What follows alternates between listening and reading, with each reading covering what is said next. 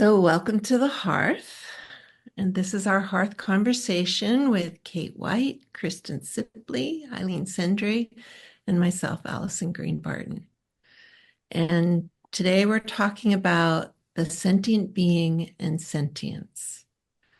Um, it's discussion we've been having some fun with right now for about 20 minutes before turning this on. And one thing I learned, I'll start the discussion from my experience at working at the Beba Clinic, the clinic that Ray Castellino and Wendy McCarthy co-founded. And I remember my first day on the job, being behind the video camera and recording Ray's session.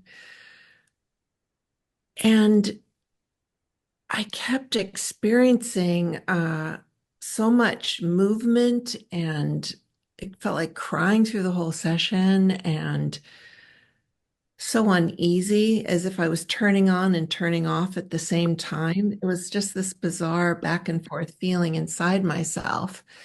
To watch Ray be with a baby and fully receive the sentient being of that baby.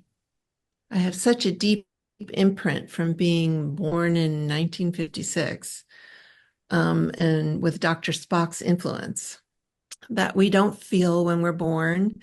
And you're welcome to the world with a big slap on your butt. And if you cry, then they know you're alive and breathing.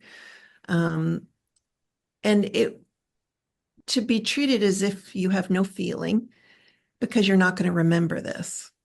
And to watch Ray with a baby and to receive that being, the wisdom of that being, the knowing of that being, really turned something inside out inside of me. And I remember checking in with him after the session, and he mentioned that this was the experience of the sentient being. And something was waking up inside of me, and it wanted to wake up, but at the same time, it was painful and it was so disorienting. And it took quite a few sessions of this kind of struggle within myself that felt so old and was just emerging from a deep place inside of me, of realizing that I've always been a sentient being and experiencing that right from the beginning, right from being that initial cell in the body, that we already are these wise, experienced, all-knowing beings that are coming into a human experience. And when we're not seen as that, then we identify with what's not being seen. And with Ray seeing who the baby was and is, it woke up something inside of myself. And then I realized why he would have us start off behind the video camera for so long, because it is a waking up process and you feel like you can't function very well. And the best you can do is to be with it and observe it. It was very powerful for me, that experience of the sentient being, and starting to know that that's also me.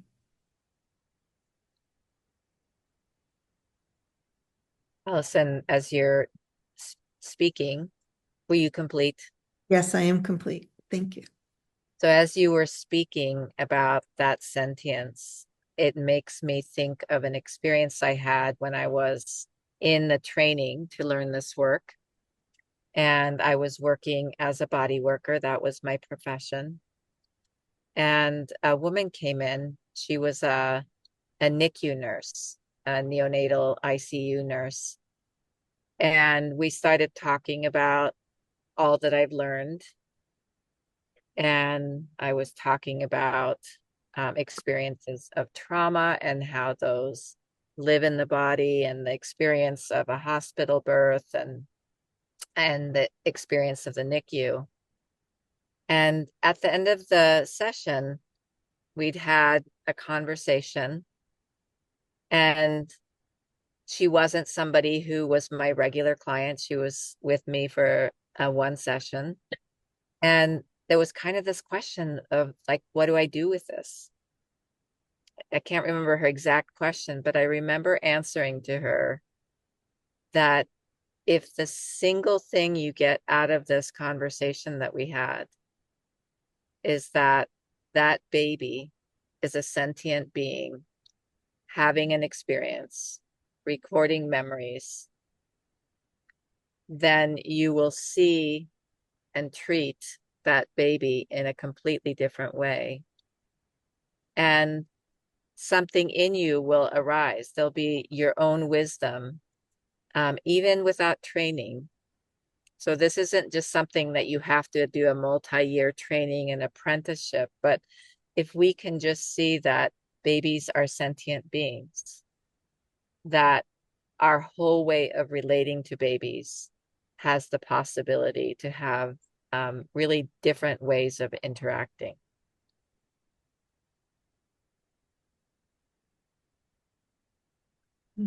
Thanks, Eileen. I mean, I feel like I could talk a long time about sentience and the sentient baby. When I worked at the Association for Prenatal and Perinatal Psychology and Health, we had a lot of you know, language around the consciousness of babies and how they're sentient.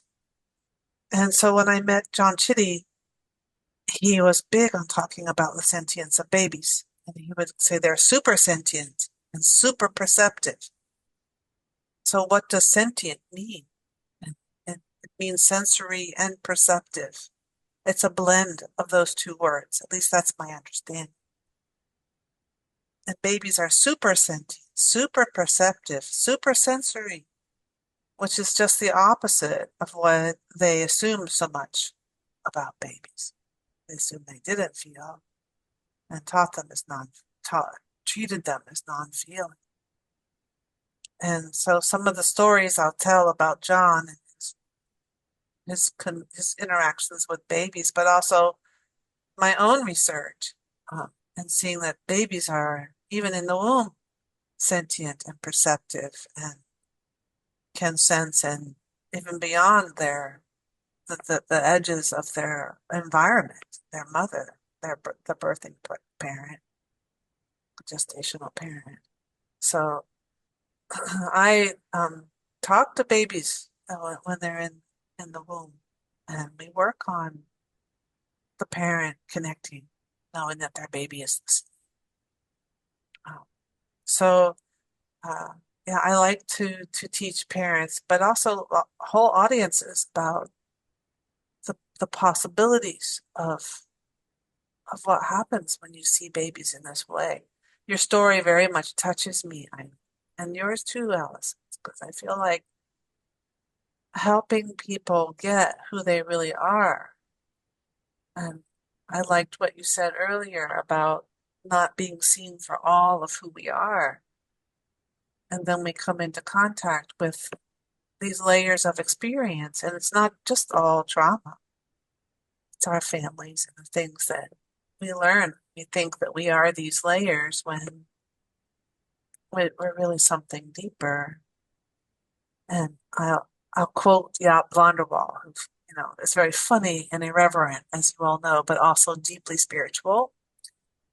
And he is a medical anatomist and an embryosophist, and just has combined all these spiritual aspects of our humanness into a course he calls The Embryo in Us. And he says, yes, we are spirit and matter, and spirit comes into form, spirit and matter, and voila, Jaap van der Wal. But there never will be another Jaap van der Wal. It's the combination of the spirit and matter and all the things that we encounter that make our soul. And so I feel like when I encounter people, I like, what is it that you're here for on planet Earth? What do you want for yourself here? And remembering John Chitty, is also similar. It's like, what? See the baby. See me in my health, he would say. See me for who I really am. And see the baby. Recognize them. Recognize them and welcome them to planet Earth.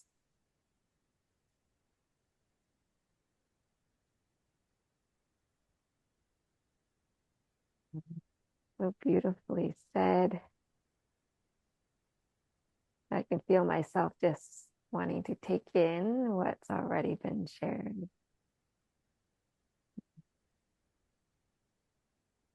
There's a term you use, Kate, super perceptive, or I don't know, there was super perceptive, super sensing, and it just really made me think about that in combination with what you were saying before this conversation about referring to a word that you mentioned, Eileen, that objectifying us. There's something of, when we come into this world, we are more, and you just said this too, is that we're more than just our bodies. We grow our amniotic sac, we grow the environment in which the body grows. And that's all of us. And we're not just the matter, not just the body that forms, but the spirit that you're also mentioning.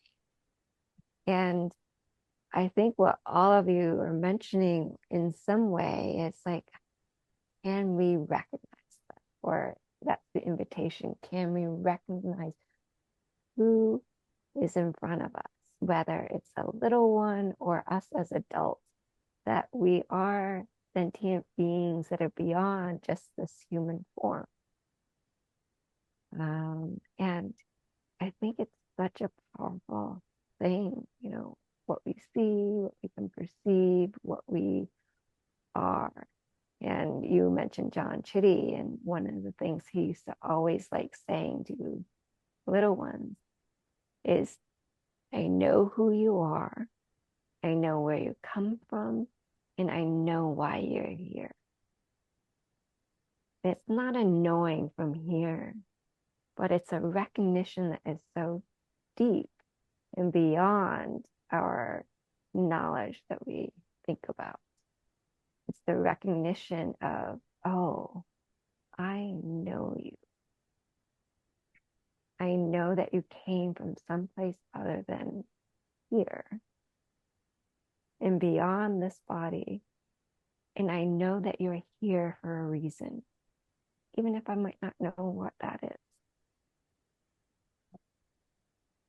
I think that's the recognition of something that's beyond the human form, beyond this idea that for so many years,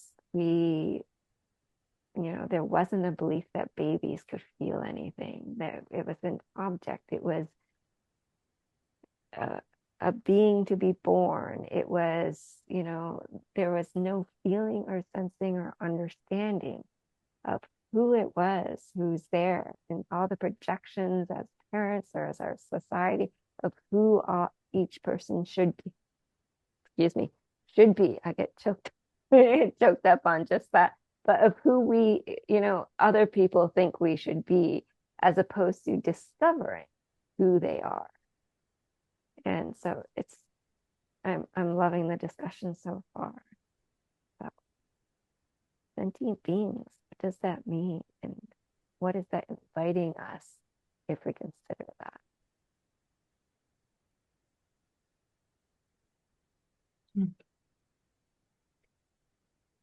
Thank you, Kristin. It's again reminding me of what that was like to discover on a deep level that I'm a sentient being, not from my head, but from a deeper place. And I remember the courage it took. It wasn't an easy thing. I didn't realize that it would take courage to sit in those sessions at Beba over and over again with all of these feelings coming up, but it felt as if from that place of knowing I'm a sentient being, everything inside of me was reorganizing to be with that place, like opening, closed energy systems were opening, and my sense of connection to myself and my body was shifting. And I remember it took courage to stay with it. And sometimes it still does. Like sometimes as I disconnect with myself and then I'll meditate or come back into that place of being a sentient being, I feel like I have to muster up a little courage to let myself go through that process of really embracing it on deeper and deeper levels. It's very healing to do that. So. Thanks, Alison. I think that takes practice. And it helps to have someone else see you for who you really are. That's why we are practitioners. And that's why we offer courses and classes and training and to bring people more into it with practice and with surround, with reflection, and with recognition. I think it helps to have someone else see you, and you get the felt sense of that. It's like sometimes in the womb surrounds with the adults that can speak. I'll feel the sentient being in the person that I'm with, and I'll say, I see you, and I see you seeing me, and I feel it. It's not really a thing on the outside. You feel it inside. You feel it on the inside. And same with babies, that when they get it, that you get it, and you don't have to say anything. They just get it, that you get it, and suddenly you feel them going in there and walking all around, checking you out, and you just let them. And, I feel like it's really swimming upstream in our culture to treat babies like that and humans like that. Like I've stood in front of whole audiences and say, okay, I'm going to do something here. It's an intervention. I see, pause. And we're so good at objectifying babies, cute, with all the things that are connected to them. But when you get it that a baby has a story to tell, the whole room changes. And I remember once I was giving a talk at a birth center, and there was a baby in the audience. It wasn't a big group, maybe 20. And she was sitting right up front and center on her mom's knee. And I said, what's your name? Scarlett. Scarlett? I'm going to be telling some stories today. You may have recognized them. I want you to know they're not about you. And she sat there and started talking to me in front of all these people. It was the most darling thing because all she said was, but it was a conversation between me and her. She was all of 8 months old. And yeah, that's the kind of thing that needs to happen. That is an intervention. Sentience.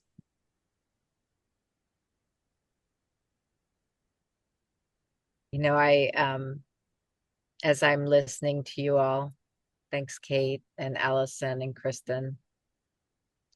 I really think about what is our experience in the body here on Earth, and our experience is all the information that is coming in from outside of us, our body and what we're relating to in the physical realm.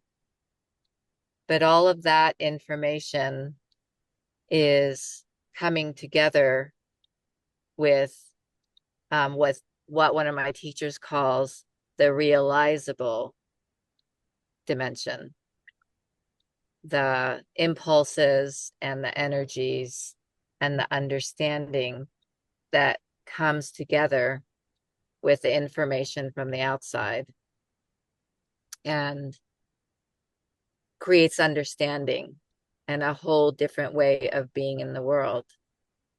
And, that kind of capacity, if we're met in the very start, the way that you said, Kristin, and actually all of you are speaking to this. It's like, I see who you are, I recognize you. Then that baby that's coming from essence, and actually both at the beginning of life and at the end of life, when I've been with people coming in at birth and kind of folding down the tent at the end, there's a lot of grace there. There's a lot of insight that I've received at those moments, at being at those very profound gateways, those thresholds. And so there's an exchange. There's I see you for where you're coming from, and I'm welcoming you into a body. And the way that we feel ourselves is with reflection. So as I reflect that to the baby coming in, and as I keep reflecting that or have that reflected to me, then that knowing can grow, that I can both experience things out in the world and have connection to my essence. And there are so many traditional rituals done to welcome an incoming soul even before conception, during pregnancy, after birth, that sometimes they've become mechanical rituals, but they actually contain that recognition about the different dimensions that we exist in as human beings. So it's not just like body, mind, and feelings as different dimensions, but body, mind, and feelings and the subtle aspect of life, and even, however each of us relate to essence or meaning or God or life force. So there's something about being held and all of that. And sometimes I think our very basic trauma imprint is that, especially in the West, is that we're not seen for all of who we are. So we build these very limited capacities, and we have all these ways that we're splitting spirit and education, like the difference between God and science, and so there are so many splits that we have because we didn't come in that integrated way.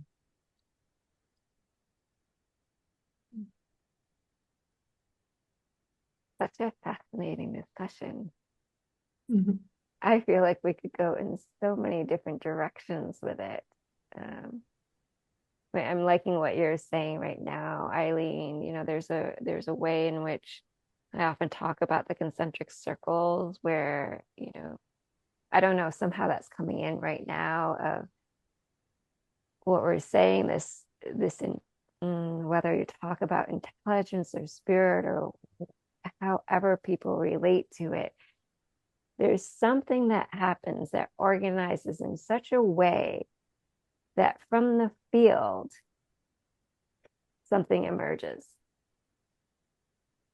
A being emerges. And I feel as if part of our life, or the sentience of it, is like how we go from out here into a single cell and then slowly grow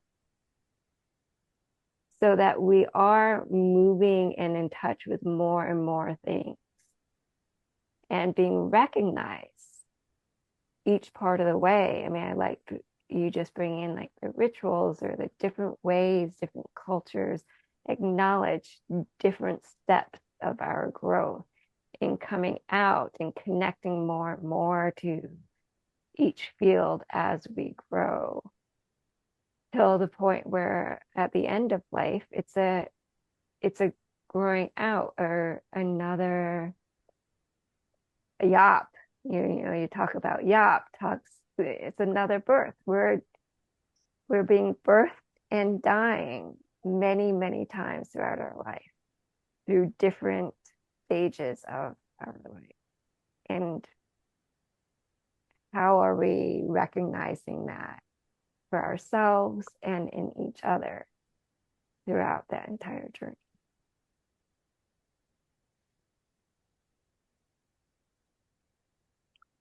Well, I can positively say that I want to be seen for who I really am. And I think that everybody deserves that. And coming into contact with our essential selves and enlivening that and feeling grateful. But also, I love thinking about, well, what is it if I'm not going to identify with the things I came into contact with and I feel my essential self in my body, sentient, perceptive, wide open. Why am I here on planet Earth? What do I really want with my one life as Kate White? Yeah, up on your wall. I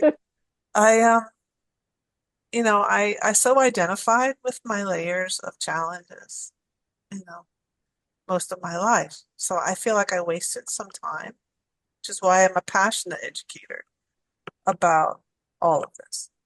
But I feel like, I think I've said this before in our conversations, like one of the things I realized is why I came to planet Earth is to have fun. And so I feel like finding out all those ways to have fun, like I tried it, nothing I do now, I try very hard. Everything I do is fun.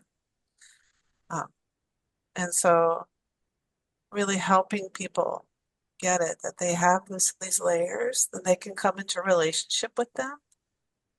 And I really love what you just said, Kristin. That's like, how can we recognize ways that we come in and then transition out in whatever layers that we have.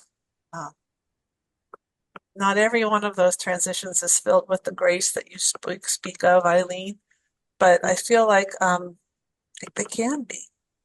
And I feel really grateful that I'm able to have this conversation with the three of you.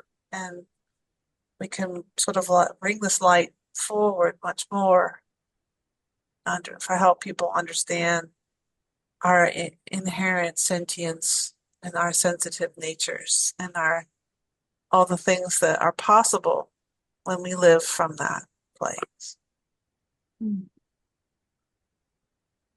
I think part of that too, Kate, is, I mean, I know our conversation is looking at all the word that comes is the beauty of our sentience. And part of the recognition of that is also to recognize the imprints that we often talk about are, Anna Chitty often says the imprints are not a reflection of who we are, but a reflection of the environment in which we grew. And to know that distinction so that we can then also maybe look beyond those imprints and see that there's someone else who's actually there, or be willing to discover who that person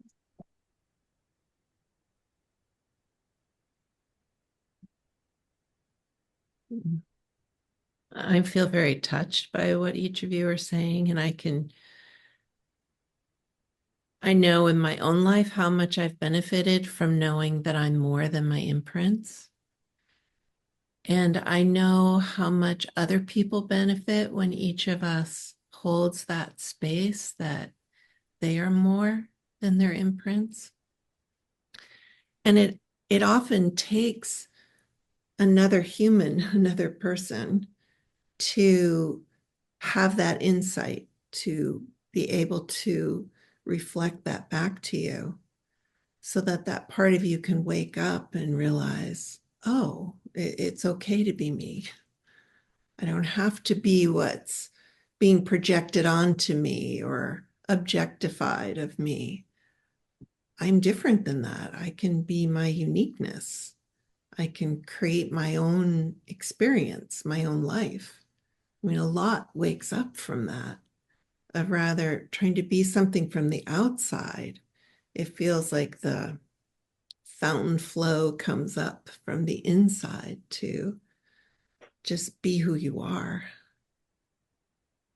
And I love what you said, Kate, that you're a passionate, educator because of having wasted some time. I too have that feeling of having wasted years trying to figure this out from a place of talk therapy, when really I just needed someone to touch me with presence and knowing that I am more than what I'm identifying with, and to be with me with that. And it's so simple. And it's not often easy to get to that place of presence.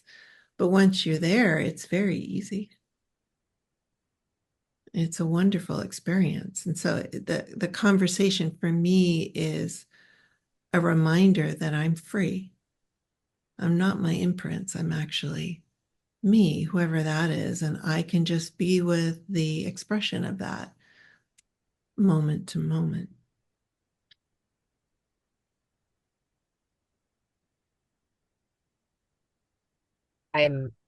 I just want to say, as I listen to you, Alison, what I often say to my clients is having clear impulses and living my life is simple, but the imprints are complicated. And so I really heard the essence. That's my experience, is like clarity is easy, but the imprints are very complicated. And I really relate to kind of struggling in the imprints for a long time. And then just how easeful it is to then find that tap into that spring of health and clarity and ease. Mm-hmm. Yeah. It feels like we're coming to the completion of our conversation. Mm-hmm. Does anybody want to add one more thing, and then we'll stop, see what conversation can happen with our community?